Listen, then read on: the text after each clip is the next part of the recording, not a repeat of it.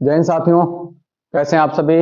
मैं प्रमेंद्र कुमार आपके अपने प्यारे परिवार मार्गदर्शन इंस्टीट्यूट में हार्दिक स्वागत करता हूं। हम लोग अर्थशास्त्र पढ़ रहे हैं। अर्थशास्त्र के अंतर्गत हम लोग राष्ट्रीय आय पढ़ रहे हैं और राष्ट्रीय आय लगभग हम लोग पढ़ चुके हैं।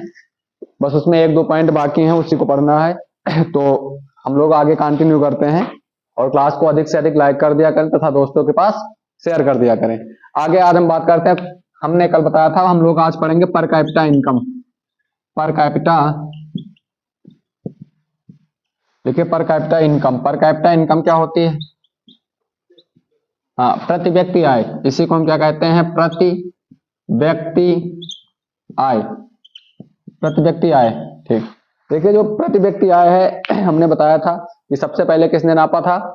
1867-68 में मापी गई थी और उसके बाद 1931-32 में ना VKRV राव के द्वारा नापी गई थी, जिसमें 62 रुपए आया था।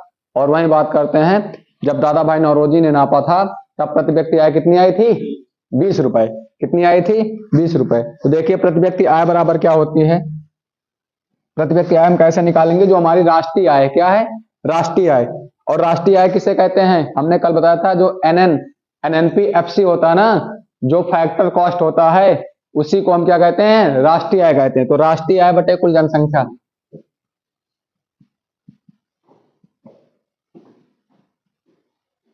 राष्ट्रीय आय बटे कुल जनसंख्या। जो राष्ट्रीय आय है हमारी और राष्ट्रीय आय बटे कुल जनसंख्या कर देंगे तो क्या निकलेगा? प्रति व्यक्ति आय। क्या निकलेगा? प्रति व्यक्ति आय, ठीक। देखिए राष्ट्रीय आय क्या होती है? हमने कल बताया था जो NNP-FC होता है ना, जो लागत मूल्य होता है, एक कीमत मूल्य होती थी, बाजार मूल्य, एक लागत मूल्य होती थी। तो जो लागत मूल्य होता था उसी को हम नॉर्मल शब्दों में क्या कहते हैं? राष्ट्रीय आय कहते हैं। क्या कहते हैं साथियों? राष्ट्रीय आय कहते हैं। और राष्ट्रीय आय को जनसंख्या, जितनी जनसंख्या उससे अगर हम डिवाइड कर देंगे तो हमें क्या निकल जाएगा? हमें क्या मिलेगा? प्रति व्यक्ति आय। क्या मिलेगा? प्रति व्यक्ति आय, ठीक। अब हम आगे बात करते हैं। हेडिंग डालिए, अगली हेडिंग डालिए, relation between GDP and GNP।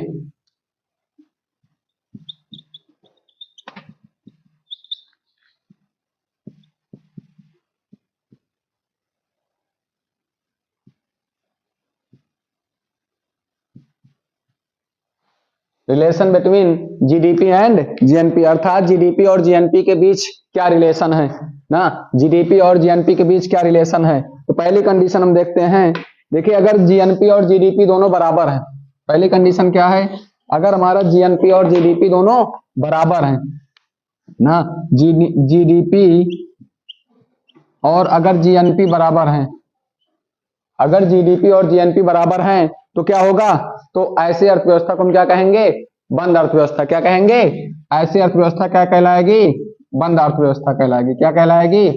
बंद अर्थव्यवस्था कहलाएगी। ऐसी अर्थव्यवस्था को हम क्या कहते हैं? बंद अर्थव्यवस्था कहते हैं। GDP क्या है हम लोग पहले पढ़ चुके हैं, GNP के बारे में भी हम लोग पढ़ चुके हैं। आगे बात करते हैं। दूसरी कंडीशन इसमें क्या होगी? देखिए अगर GNP बड़ा है GDP से, क्या GNP बड़ा है ना, GNP ग्रेटर देन GDP, अगर GNP बड़ा है किससे? GDP से, तो ऐसी अर्थव्यवस्था हमारी क्या कहलाएगी? ऐसी अर्थव्यवस्था जो विदेश से प्राप्त आय है वो धनात्मक होगी कि ऋणात्मक होगी? अगर GNP बड़ा है GDP से तो विदेश से प्राप्त आय कैसी होगी? धनात्मक होगी कि ऋणात्मक? धनात्मक ना। तो लिखिए विदेश से प्राप्त आय धनात्मक। विदेश से प्राप्त आय जो होगी वो कैसे होगी? धनात्मक होगी। कैसी होगी? धनात्मक होगी। आगे हम बात करते हैं तीसरी कंडीशन। अब यहां पर GNP हमारा बड़ा हो गया, तीसरी कंडीशन में GDP बड़ी होगी। GNP से बड़ा क्या हो? GDP। GNP से बड़ा अगर GDP होगी तो विदेश से प्राप्त आय कैसी होगी? ऋणात्मक। विदेश से प्राप्त आय कैसी होगी? ऋणात्मक।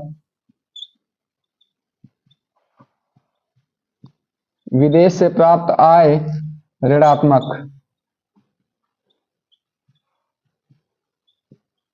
विदेश से प्राप्त आय ऋणात्मक होगी। और अगर हम वही बात करते हैं चौथी कंडीशन की, कि चौथी कंडीशन हमारी क्या है, तो चौथी कंडीशन हमारी क्या हो जाएगी? अगर जीएनपी से हम जीडीपी घटा देंगे, इसको तो हम पहले ही पढ़ चुके हैं, अगर जीएनपी से जीडीपी घटा देंगे, जीएनपी से अगर जीडीपी घटा देंगे तो क्या मिलेगा? हाँ, क्या हो जाएगा? विदेश से प्राप्त शुद्ध आय। क्या मिलेगा? विदेश से प्राप्त शुद्ध आय।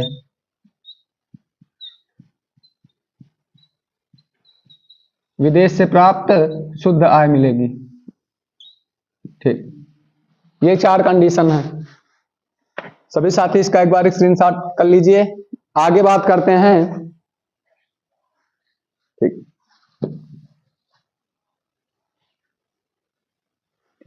आगे अगर हम बात करते हैं, हम लोग कुछ वन लाइनर फैक्ट हैं जो बच्चे हैं, 2-4 फैक्ट पढ़ते हैं, उसके बाद हम लोग पढ़ेंगे अगला टॉपिक आर्थिक नियोजन।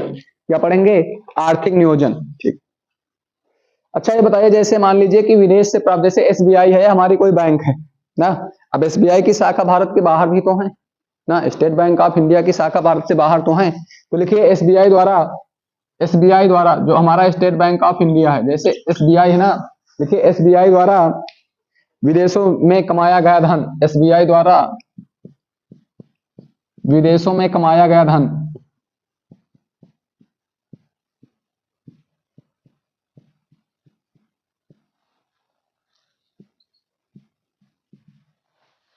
अच्छा भाई, जैसे मान लीजिए हमारी एसबीआई है, स्टेट बैंक ऑफ इंडिया है, स्टेट बैंक ऑफ इंडिया है, अगर ये बाहर कोई पैसा कमा रही है ना, तो इसको तुम किस में शामिल करोगे? जीडीपी में शामिल करोगे कि जीएनपी में शामिल करोगे? जीएनपी में शामिल होगा ना। किस में शामिल होगा? जीएनपी में ना, तो किस में शामिल होगा?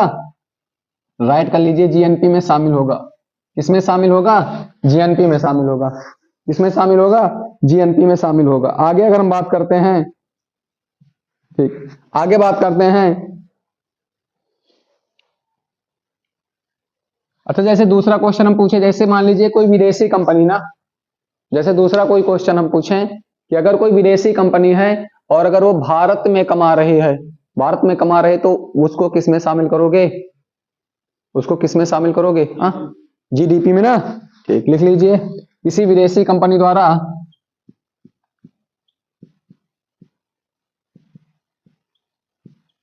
किसी विदेशी कंपनी द्वारा भारत में कमाया गया धन,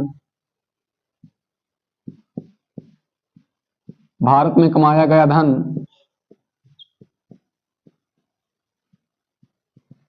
अगर कोई विदेश की कंपनी है और अगर वो भारत में अपना प्रोडक्शन कर रही है, तो किसमें शामिल होगा? जीएनपी या जीडीपी में? जीडीपी में। किसमें शामिल होगा? जीडीपी में शामिल होगा। किसमें शामिल होगा? जीडीपी में शामिल होगा। ठीक, अगला पॉइंट अगर हम बात करते हैं, अगले पॉइंट की,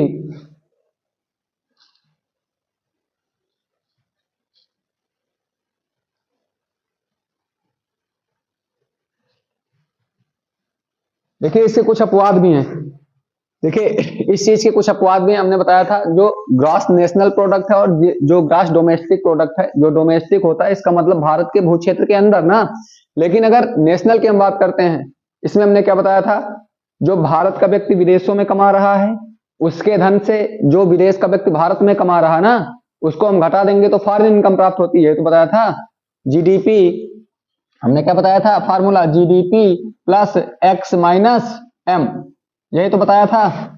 जो एक्स माइनस एम है, इसी को हम क्या कहेंगे? Foreign income. एक्स क्या है? कोई भारत का व्यक्ति अगर विदेश में कमा रहा है तो उसको हम क्या कहते हैं? एक्स। और कोई अगर विदेश का व्यक्ति भारत में कमा रहा है, कोई विदेश का व्यक्ति अगर भारत में कमा रहा है तो उसको हम क्या कहेंगे? एम। और एक्स माइनस एम को ही हम क्या कहते हैं? Foreign income. क्या कहते हैं?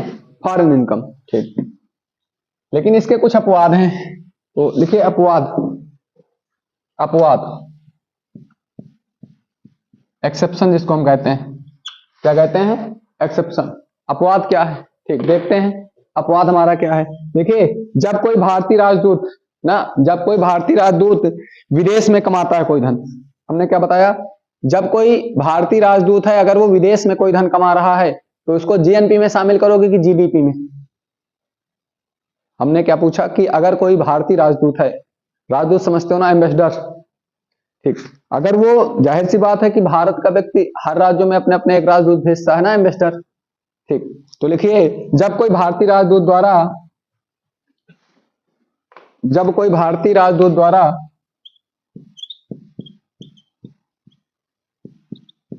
जब कोई भारतीय राजदूत द्वारा विदेश में कमाया गया धन, राजदूत द्वारा विदेश में कमाया गया धन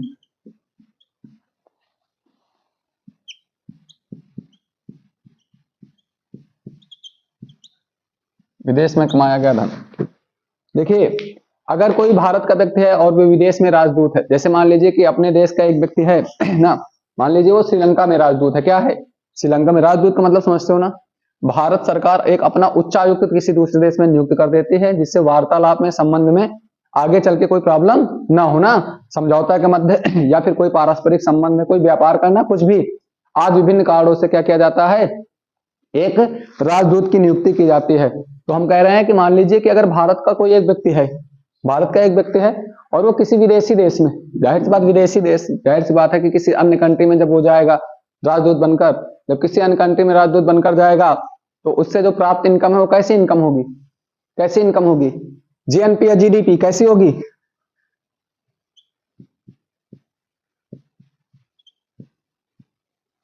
तो उसकी जो इनकम है वो किस में शामिल होगा? जीएनपी तथा जीडीपी दोनों में शामिल होगा। ये इसका अपवाद है। राइट कर लीजिए सभी लोग, राइट कर लीजिए।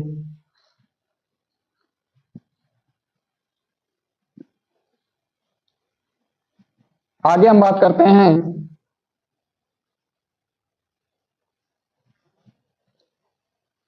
अगला पॉइंट हम बात करते हैं। अच्छा बताइए सभी लोग, यहां भारत का राजदूत था किसी अन्य देश में ना, मान लीजिए किसी अन्य देश का व्यक्ति है, अगर किसी अन्य देश का व्यक्ति है और वो भारत में राजदूत है, तो उसका धन आप किस में शामिल करेंगे? जीडीपी में। ठीक, अगला अगला अपवाद हमारा है, ये अपवाद हमारा पहला था और अपवाद हमारा दूसरा।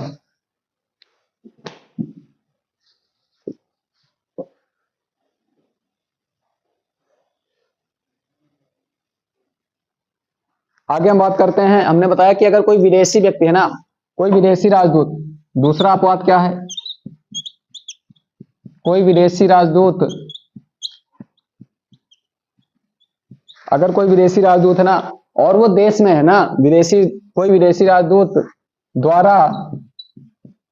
द्वारा देश में कमाया गया धन, देश में कमाया गया धन किसमें शामिल होगा? किसमें शामिल होगा? किसमें शामिल होगा? अगर कोई विदेशी राजदूत है, कोई विदेश का व्यक्ति और भारत में राजदूत है, इसके ऊपर वाला पॉइंट पहले पढ़ना। मान लीजिए कोई भारत का व्यक्ति है, किसी अन्य देश में राजदूत है ना, तो उसके द्वारा जो पैसा कमाया गया उसको हम जीएनपी और जीडीपी दोनों में शामिल करते हैं। ये अपवाद, ये कैसा है? अपवाद। तो इस पे, इसके आधार पर इसका आंसर बताओ। कोई विदेशी राजदूत है, वो भारत में है, कोई विदेशी राजदूत अपने देश में जो धन कमा रहा है भारत में, मान लीजिए कि पाकिस्तान का एक राजदूत है, भारत में है, तो उसके द्वारा जो प्राप्त आय है वो किसमें आप शामिल करेंगे? किसमें शामिल होगी? दोनों। अच्छा, इसका इसका आधार देखो, इसमें हमने क्या बताया? मान लीजिए, अच्छा तुम जैसे हो, तुम मान लीजिए कि श्रीलंका में हो,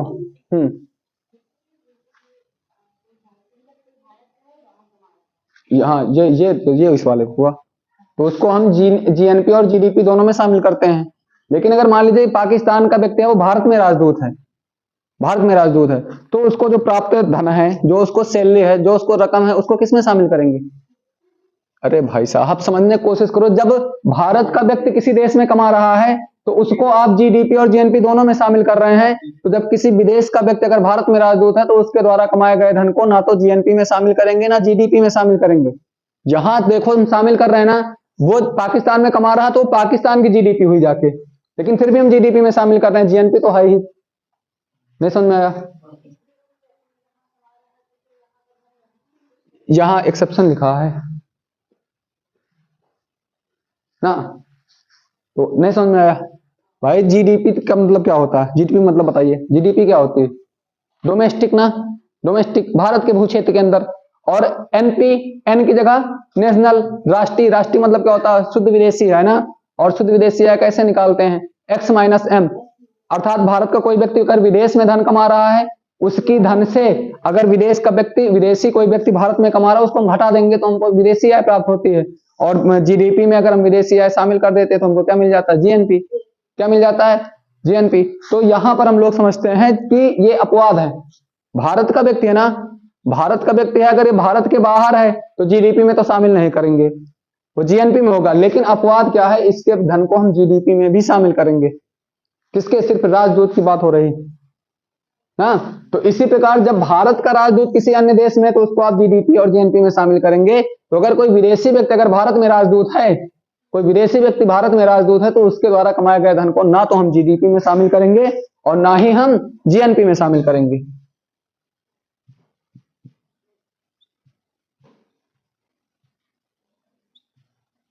गुड मॉर्निंग। ना तो जीडीपी और ना ही जीएनपी, समझ में बात आई। और ये दोनों हमारे क्या हैं, एक्सेप्शन, अर्थात अपवाद। क्या है, अपवाद। ठीक, सभी लोग इसका स्क्रीनशॉट कर लीजिए। आगे हम बात करते हैं, हमने बताया था जो सीएसओ है ना, सीएसओ, गुड मॉर्निंग, हमने बताया था जो सीएसओ है और एनएसएसओ है, इन दोनों को मर्ज करके एक संस्था बनाई गई है। सीएसओ और एनएसएसओ को शामिल करके एक संस्था बनाई गई है अभी हाल ही में।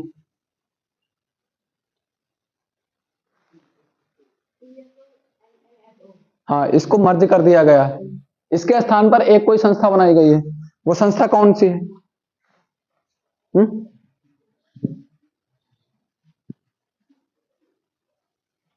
ऑप्शन दें, ऑप्शन दें। पहला ऑप्शन हमें नहीं पता, दूसरा आप पढ़ाने में अपना लगातार वो करिए, तीसरा 20 क्वेश्चन 20 क्लास में हमसे कमेंट ना किया जाए, क्वेश्चन ना किया जाए। कौन सा ऑप्शन सही है?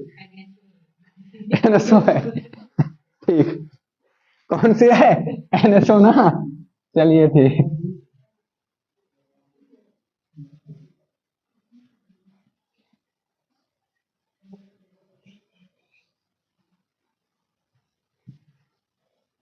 तो हेडिंग डालिए एनएसएसओ, एनएसएसओ।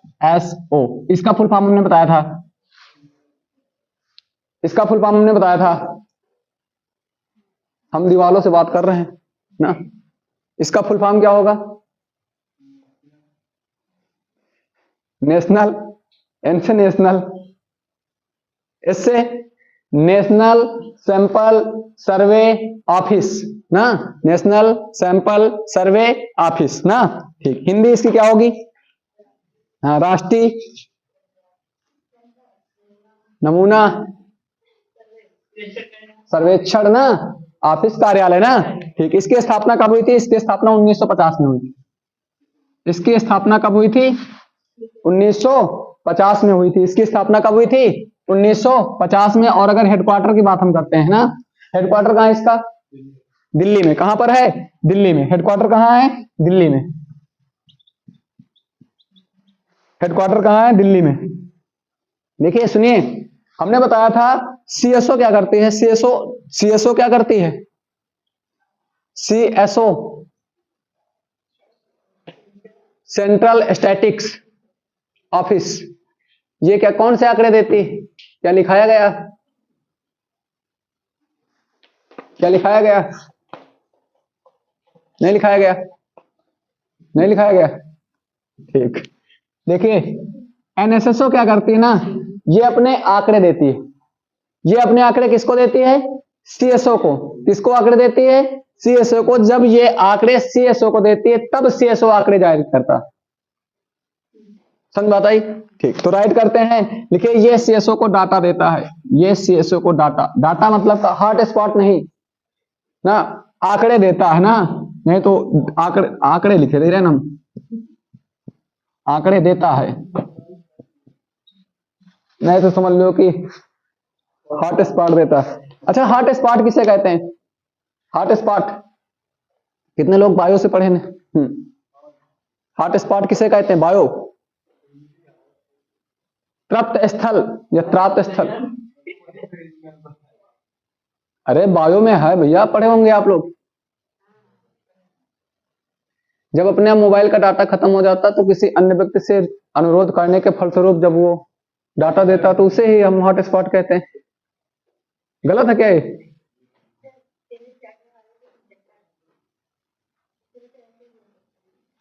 अच्छा,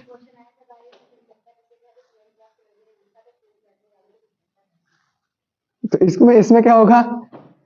इसमें क्या होगा? ठीक, ये सेसो को आंकड़ा देती है, और जब सेसो को आंकड़ा देती है ना, तो सेसो एक बुक प्रकाशित करता है। सीएसओ एक एक बुक, बुक मतलब एक किताब प्रकाशित करता है। क्या करता है? किताब प्रकाशित करता है। क्या करता है? किताब प्रकाशित करता है। एनएसएसओ एक अपने आंकड़े देती है, किसको? सीएसओ को। तो सीएसओ क्या करेगा? एक किताब प्रकाशित करती है। क्या करती है? किताब प्रकाशित करती है। और उस किताब का नाम क्या है? उस किताब का क्या नाम है? National accounting, national accounting statics, national accounting statics, ये किताब का नाम है। क्या नाम है? राष्ट्रीय लेखा सांख्यिकी।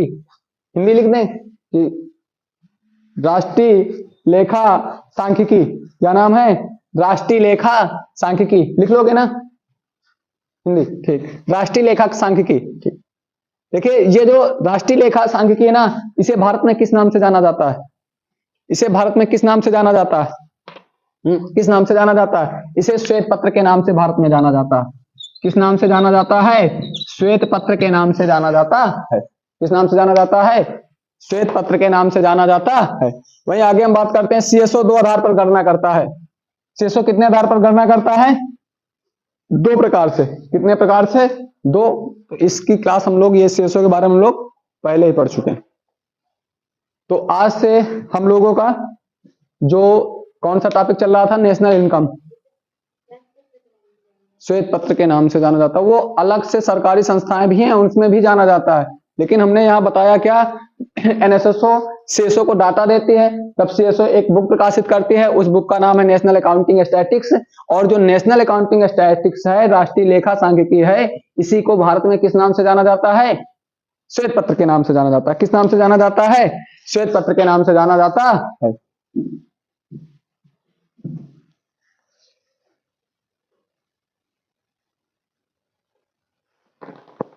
तो आगे हम लोग बात करते हैं, हमारे लोगों का जो टॉपिक था राष्ट्रीय आय, ये खत्म हो गया। और जो अर्थशास्त्र का समान परिचय, ये भी खत्म हो गया। अब अगला टॉपिक हम लोग क्या पढ़ेंगे? भारत में आर्थिक नियोजन। क्या पढ़ेंगे? भारत में आर्थिक नियोजन। पढ़ चुके? केवल शुरुआत इसकी हुई थी। अच्छा,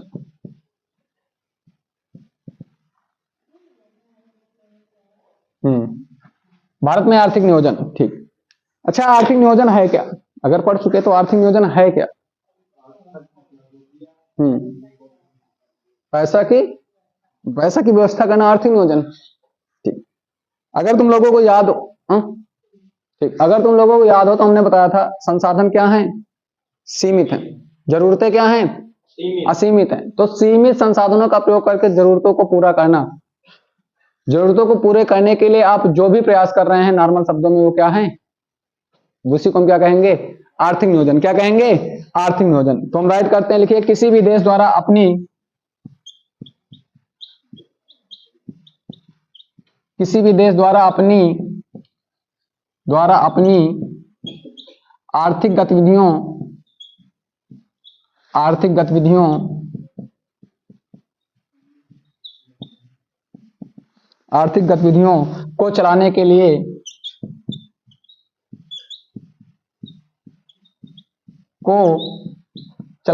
देखिए, किसी भी देश द्वारा अपनी आर्थिक गतिविधियों को चलाने के लिए ना, किसकी जरूरत होती है? चलाने के लिए जो भी आप काम करोगे ना, चलाने के लिए जो काम किया जाता है वो क्या कहलाता है? चलाने के लिए जो कार्य किया जाता है, जो कार्य किया जाता है उसे हम क्या कहते हैं? वही क्या है? आर्थिक नियोजन है। वही क्या है? आर्थिक नियोजन है। ठीक, आर्थिक नियोजन का मतलब समझ चुके? समझ में आ गया?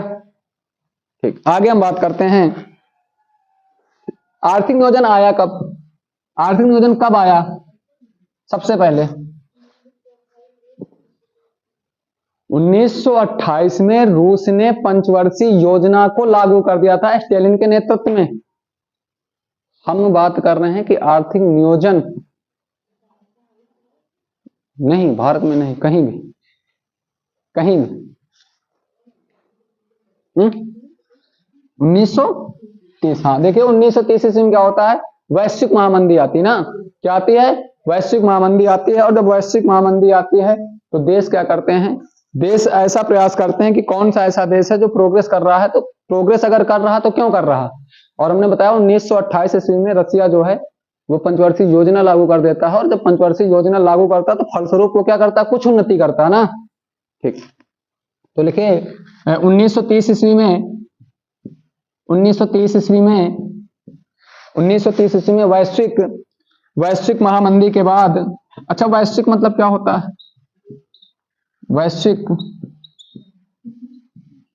महामंदी के बाद आर्थिक नियोजन की अवधारणा लोकप्रिय हुई। महामंदी के बाद आर्थिक नियोजन की अवधारणा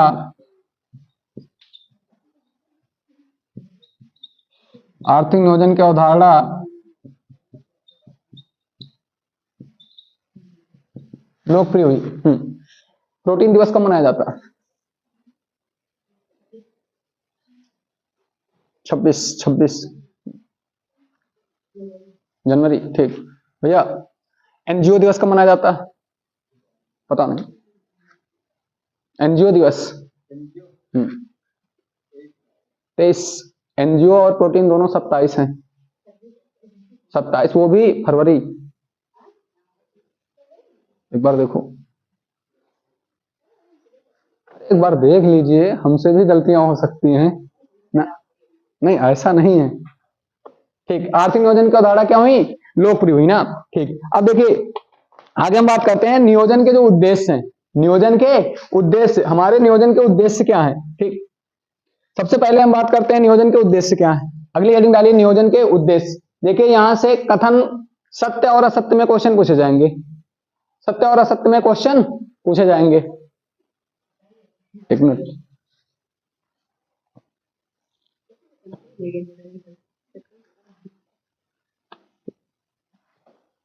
आगे राइट करते हैं नियोजन के उद्देश्य क्या है। अगली हेडिंग डालिए नियोजन के उद्देश्य।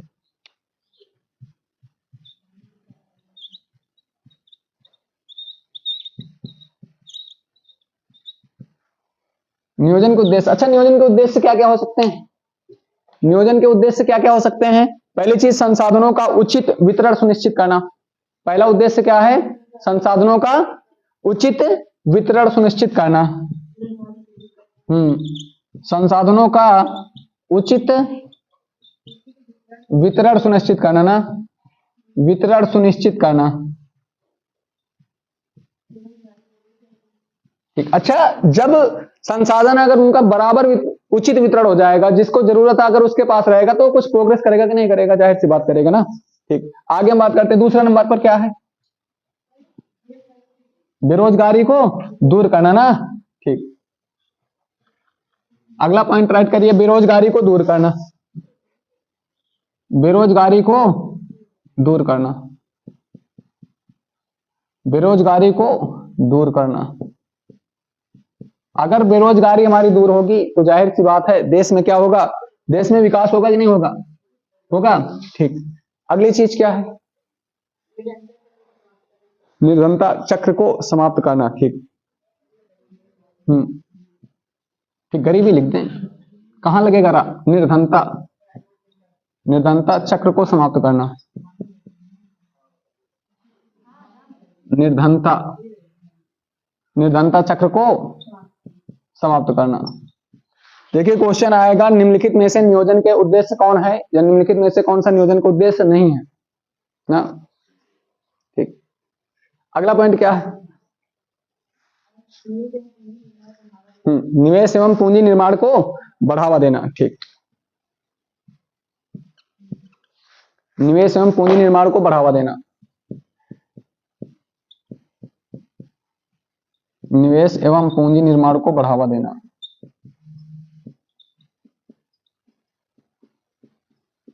निवेश का मतलब क्या हुआ,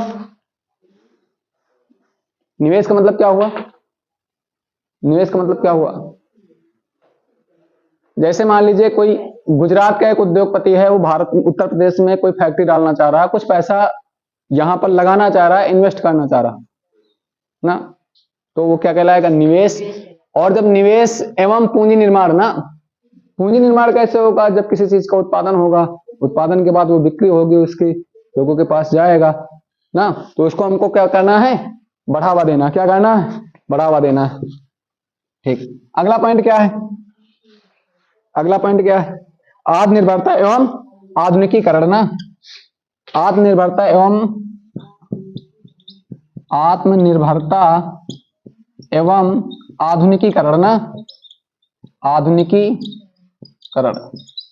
आत्मनिर्भर मतलब सब लोग समझते हो ना, और आधुनिकीकरण मतलब, आधुनिकीकरण हाँ, समय के साथ जो विकास है ना, जो चीज संभव है उसका उपयोग करें ना। जैसे मान लियो कि एक तुम्हारे पास पंपिंग सेट है, एक तुम्हारे लोगन के पास का कहते हैं बेड़ी दोगला, जो गांव में कहते हैं। अब क्या तुमका सीचेक है, तो समय के साथ तुम पंपिंग सेट का उपयोग करो, ना कि दोगला का इस्तेमाल करो। बात समझ में आई? ठीक, अगला, अगला कृषि एवं उद्योगों का समन्वित विकास करना ना, दिखाया गया था, लिख लीजिए, कृषि एवं उद्योगों का समन्वित विकास करना।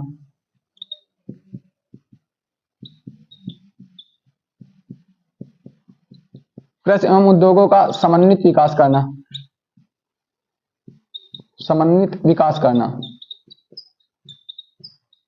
कृषि एवं उद्योगों का समन्वित विकास करना। आगे हम बात करते हैं राजनैतिक आर्थिक लोकतंत्र की स्थापना ना, राजनैतिक आर्थिक लोकतंत्र की स्थापना करना,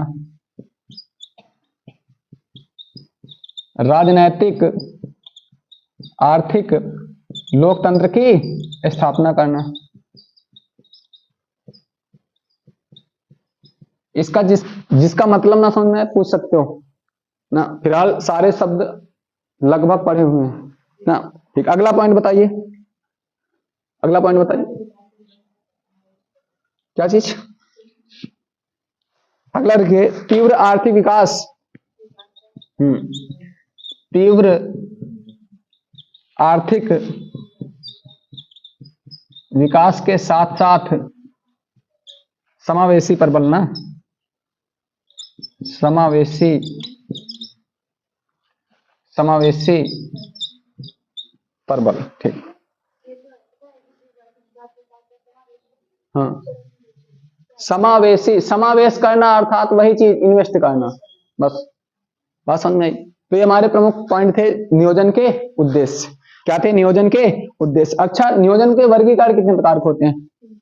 3 प्रकार से। कौन कौन, कौन कौन,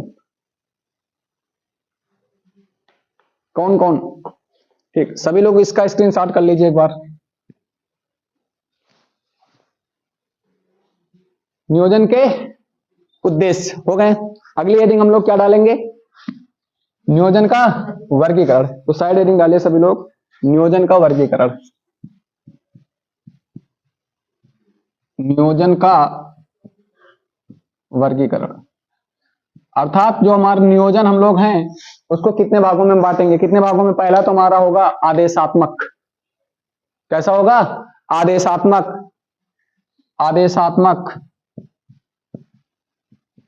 पहला हमारा क्या हो जाएगा? आदेशात्मक। क्या हो जाएगा? आदेशात्मक। दूसरा, दूसरा निर्देशात्मक। अब कुछ लोग समझेंगे आदेशात्मक और निर्देशात्मक एक ही, अलग है। क्या अंतर? तो दोनों में अंतर क्या है? हाँ, अच्छा, अच्छा, ठीक। निर्देशात्मक हो गया ना। तीसरा हो गया संरचनात्मक। तीसरा क्या हो गया? संरचनात्मक, संरचनात्मक। और चौथा हमारा क्या हो गया? चौथा हमारा क्या हो गया? प्रकार्यात्मक। कौन सा? प्रकार्यात्मक, प्रकार्यात्मक, प्रकार्यात्मक। ठीक, इतनी बात समझ में आई? और नियोजन का वर्गीकरण हम किस प्रकार करेंगे? आदेशात्मक है, निर्देशात्मक है, संरचनात्मक है और प्रकार्यात्मक है। बात समझ में आई? ठीक, आदेशात्मक क्या है? आदेशात्मक क्या है?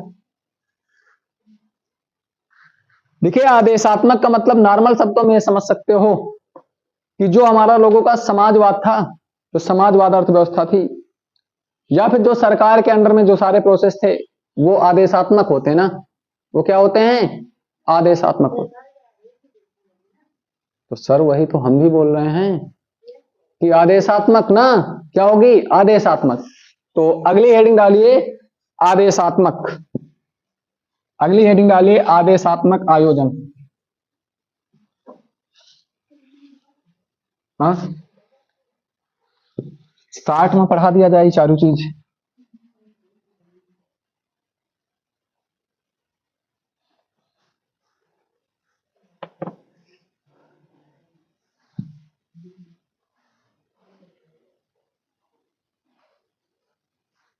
ठीक, इसमें आदेशात्मक ना, आदेशात्मक में राइट करिए सभी लोग, बोला जाए। ठीक, आदेशात्मक में सभी लोग राइट करिए। ये लिखिए, यहां एक विशाल प्रशासनिक ढांचा होता है, यहां एक विशाल प्रशासनिक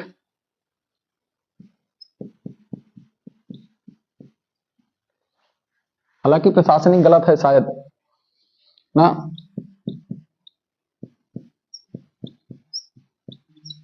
गलत है कि सही है? सही है।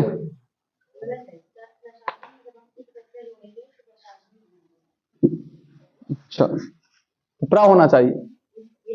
ठीक, दूसरे पॉइंट की हम बात करते हैं। लिखिए, प्रशासनिक ढांचे को सक्रिय करने के लिए,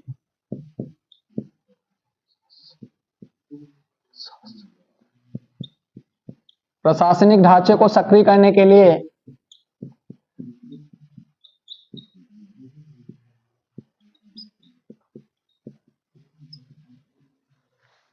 प्रशासनिक ढांचे को सक्रिय करने के लिए दंड विधि का प्रयोग किया जाता।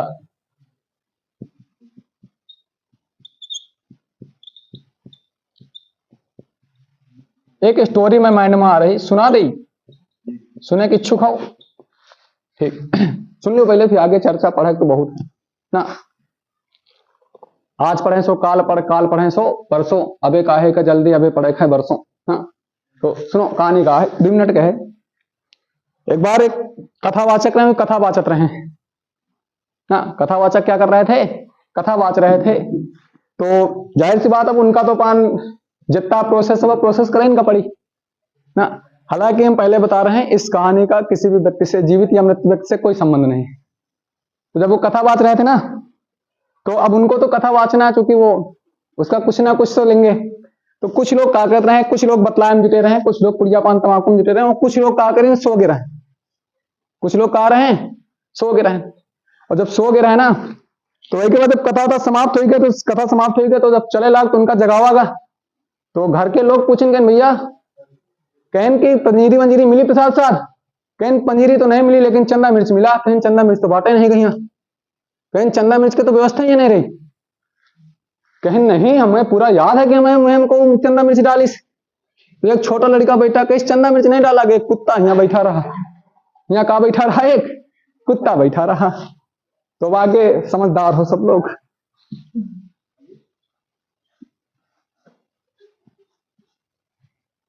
तो कहानी का भावार्थ सब लोग समझ चुके हो, उम्मीद है कि समझ में आवा हुई। थोड़ा हम हिंदी बहुत गूढ़ प्रयोग करी थे, हमें भाषा का जब अर्थ निकली हो तो एक मत पता चली कि इसका मतलब क्या हुआ। चलो ठीक, आगे हम बात करते हैं ना। लिखिए वितरण, अगला पॉइंट राइट करिए। वितरण प्रणालियों में, वितरण प्रणालियों में प्रशासन की प्रत्यक्ष भूमिका होती है। प्रशासन की प्रत्यक्ष भूमिका होती है, प्रत्यक्ष भूमिका होती है। जो प्रशासन, जो वितरण प्रणाली है ना, उसमें किसकी प्रत्यक्ष भूमिका होगी? प्रशासन की। किसकी होगी? प्रशासन की प्रत्यक्ष भूमिका होती है। और ऐसी व्यवस्था, राइट करिए, ऐसी व्यवस्था, ऐसी व्यवस्था सामान्यतः समाजवादी देशों में होती है। कैसे देशों में होती है? समाजवादी देशों में होती है।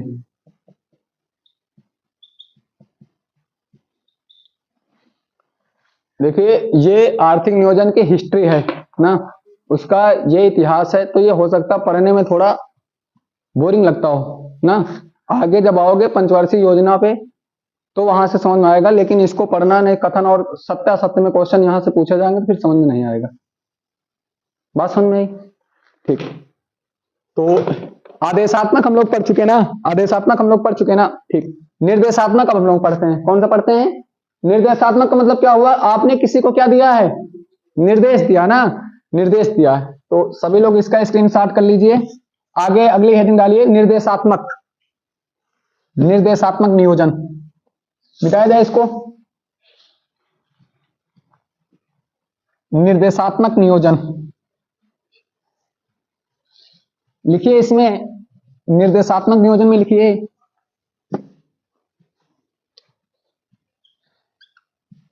लिखिए ये एक विकेंद्रीकृत व्यवस्था होती है। कैसी व्यवस्था होती है? विकेंद्रीकृत व्यवस्था होती है। ये एक विकेंद्रीकृत व्यवस्था होती है। कैसी व्यवस्था होती है? विकेंद्रीकृत। विकेंद्रीकृत का मतलब क्या होता है? ठीक।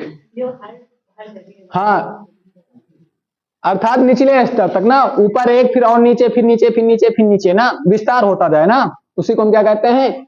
विकेंद्रीकृत व्यवस्था। कैसी व्यवस्था कहते हैं? विकेंद्रीकृत। अगला पॉइंट राइट करिए,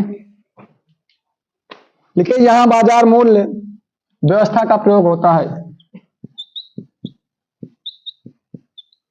यहां बाजार मूल्य व्यवस्था का प्रयोग होता है, का प्रयोग होता है। अर्थात यहां पर जो बाजार मूल्य है, बाजार मूल्य पर निर्भर करेगा वो चीजें, कीमत किस पर निर्भर करेंगी? बाजार मूल्य पर निर्भर करेंगे। किस पर करेंगी? और अगला पॉइंट लिखिए, इसमें निजी क्षेत्रों की व्यापक भागीदारी होती है। इसमें निजी क्षेत्रों की व्यापक भागीदारी होती है। निजी क्षेत्रों की व्यापक भागीदारी होती है। इसमें क्या होता है, जो निजी क्षेत्र, निजी क्षेत्र समझते हम लोग पहले पढ़ चुके हैं ना, निजी क्षेत्र पढ़ चुके हैं ना। ठीक। आगे हम बात करते हैं,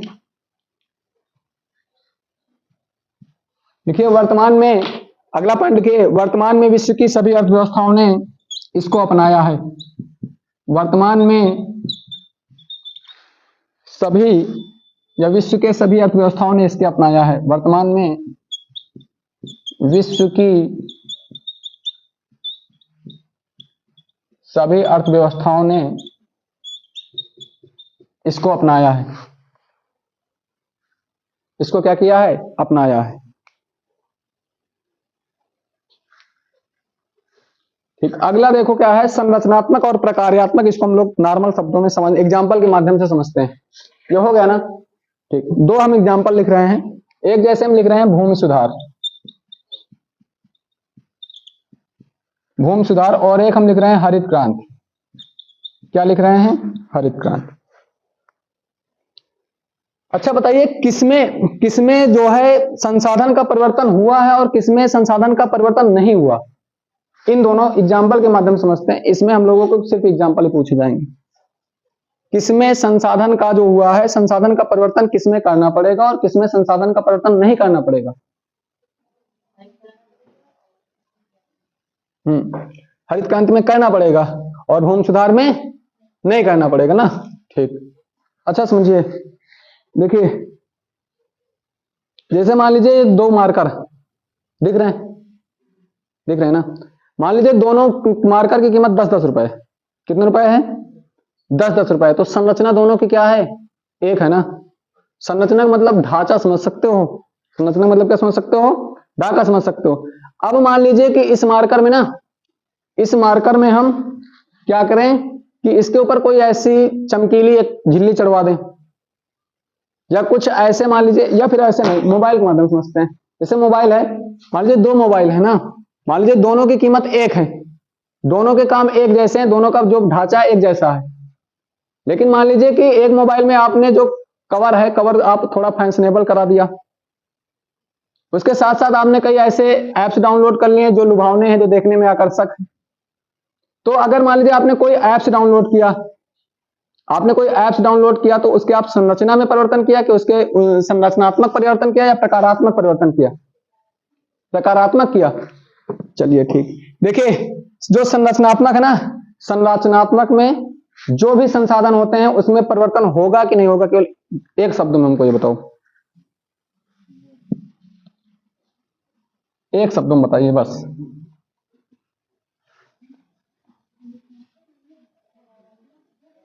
भाई इसमें जो है ना, इसमें संसाधनों का परिवर्तन करना पड़ेगा।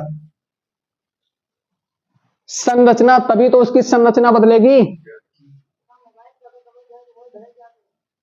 क्यों नहीं? आकर्षक बिंदु में बदल नहीं जाता।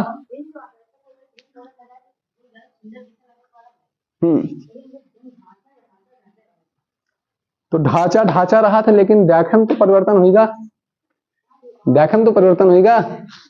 भाई प्लास्टर ऑफ पेरिस का है कांच है। जिस प्रकार घर को क्या करते हैं, घर में क्या करते हैं, लीपा पोती पहले करते थे कच्चे घरों में, पक्के घरों में प्लास्टर करा देते हैं, प्लास्टर के बाद क्या करा दे आप।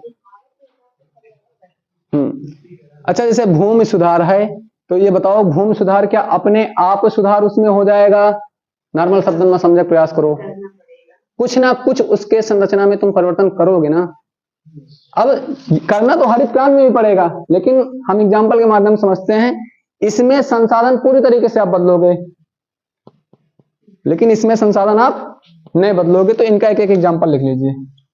संरचनात्मक में लिख लीजिए भूमि सुधार, और प्रकारात्मक में लिख लीजिए हरित क्रांति। लिख लीजिए हरित क्रांति।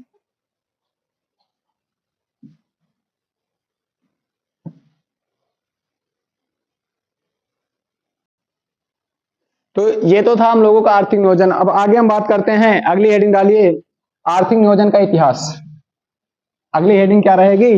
आर्थिक नियोजन का इतिहास। और यहां से क्वेश्चन कई बार पूछे गए हैं और कई बार पूछे जाएंगे।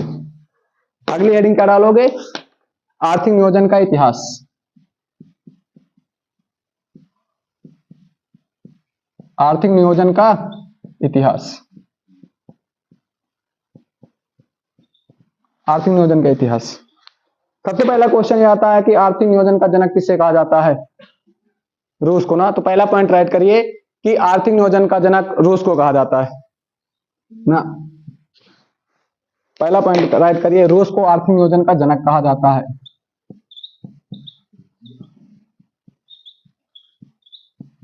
रूस को आर्थिक नियोजन का जनक कहा जाता है ना। क्या कहा जाता है? जनक कहा जाता है। क्यों? क्योंकि 1928 ईस्वी में यहां पर क्या हुई थी, 1928 से 32 ईस्वी में पहली पंचवर्षीय योजना लागू की गई थी ना। क्या लागू की गई थी? स्टालिन के नेतृत्व में 1928 से 1932 के बीच ना। 1928 कैसे लिखा जाएगा? ऐसे ही 1928। 1928 से 32 के बीच यहाँ पर पहली पंचवर्षीय योजना लागू की गई थी। और पहली पंचवर्षीय योजना लागू के फलस्वरूप देखा गया कि जो रूस है ना, वो आर्थिक गतिविधियों पर काफी प्रोग्रेस किया, काफी उन्नति किया ना। तो इसीलिए रूस को हम आर्थिक नियोजन का क्या कहते हैं? जनक कहते हैं। क्या कहते हैं? जनक कहते हैं। लेकिन अगर हम बात करें भारत में आर्थिक नियोजन का जनक किसे कहा जाता है? आर्थिक नियोजन के लिए प्रयास किसने भारत में किए? पंडित जवाहरलाल नेहरू। किसने किया? तो लिखिए भारत में नियोजन का जनक पंडित जवाहरलाल नेहरू को कहा जाता है। हाँ, भारत में नियोजन का जनक किसे कहा जाता है? का जनक किसे कहा जाता है? पंडित जवाहरलाल नेहरू। भारत में आर्थिक नियोजन का जनक किसे कहा जाता है? पंडित जवाहरलाल नेहरू को कहा जाता है। ठीक, आगे हम बात करते हैं। अगली हेडिंग डालिए भारत में नियोजन के प्रयास। भारत में आर्थिक नियोजन के प्रयास।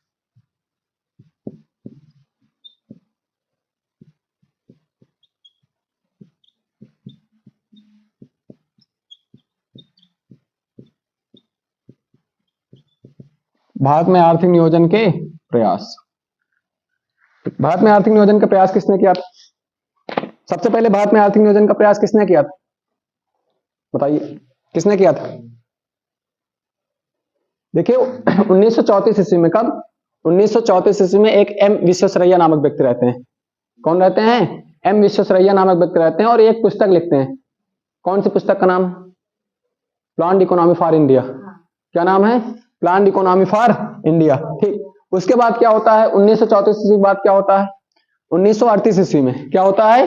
1938 ईस्वी में कांग्रेस का हरिपुरा अधिवेशन होता है ना, जिसकी अध्यक्षता कौन करता है?